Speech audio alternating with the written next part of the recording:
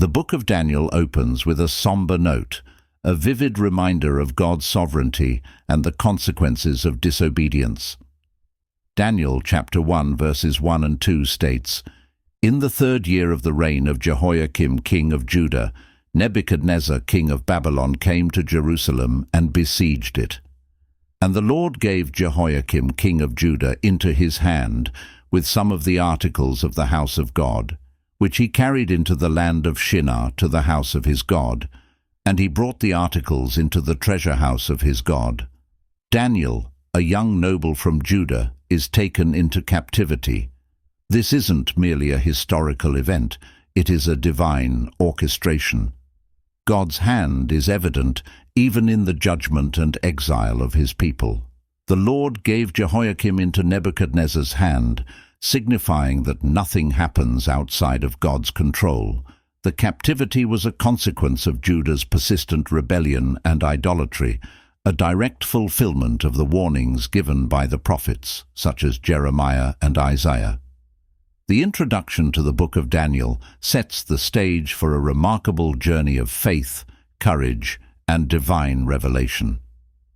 Daniel is a book that bridges the immediate context of the Babylonian captivity with the far-reaching prophecies concerning the end times.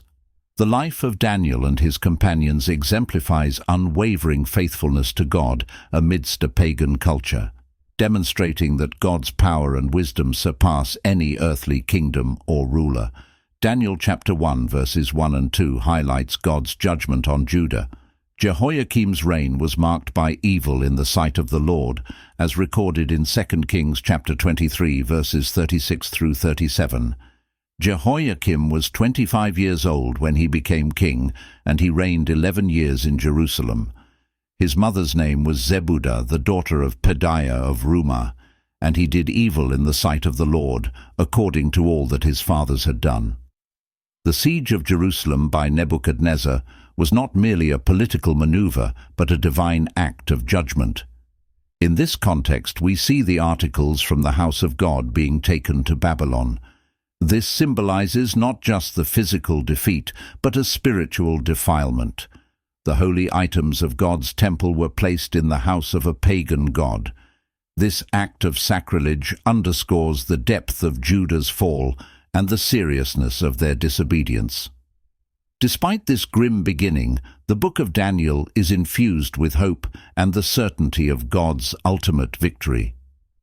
Throughout the narrative, Daniel and his friends, Hananiah, Mishael, and Azariah, remain steadfast in their faith, refusing to defile themselves with the king's delicacies, as stated in Daniel chapter 1 verse 8. But Daniel purposed in his heart that he would not defile himself with the portion of the king's delicacies, nor with the wine which he drank. Therefore he requested of the chief of the eunuchs that he might not defile himself.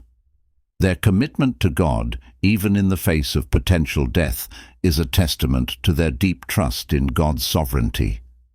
Daniel's ability to interpret dreams, his unwavering prayer life, and his prophetic visions reveal that God is actively working through his people, even in exile. Daniel chapter 2 verse 21 says, "And he changes the times and the seasons. He removes kings and raises up kings. He gives wisdom to the wise and knowledge to those who have understanding." This verse highlights God's absolute control over history and his provision of wisdom to those who seek him. The book of Daniel also foreshadows the ultimate deliverance of God's people. The prophetic visions, such as the statue in Nebuchadnezzar's dream and the beasts representing various kingdoms, point to the rise and fall of earthly powers and the establishment of God's everlasting kingdom. In Daniel chapter 2, verses 44 through 45, it is written, "And in the days of these kings, the God of heaven will set up a kingdom which shall never be destroyed, and the kingdom shall not be left to other people. It shall break in pieces and consume all these kingdoms, and it shall stand forever. Inasmuch as you saw that the stone was cut out of the mountain without hands, and that it broke in pieces the iron, the bronze, the clay, the silver and the gold. The great God has made known to the king what will come to pass after this. The dream is certain, and its interpretation is sure.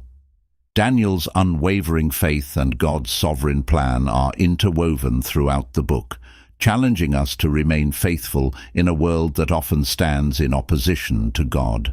The message is clear. No matter the circumstances, God is in control. His plans will come to pass, and His kingdom will prevail. As we delve into the book of Daniel, let us approach with reverence and a readiness to witness God's power and faithfulness. Let Daniel's life inspire us to stand firm in our faith, knowing that our God reigns supreme over all. The historical events recorded in Daniel serve as a powerful reminder that God's word is true, His promises are sure, and His sovereignty extends over all nations and kings.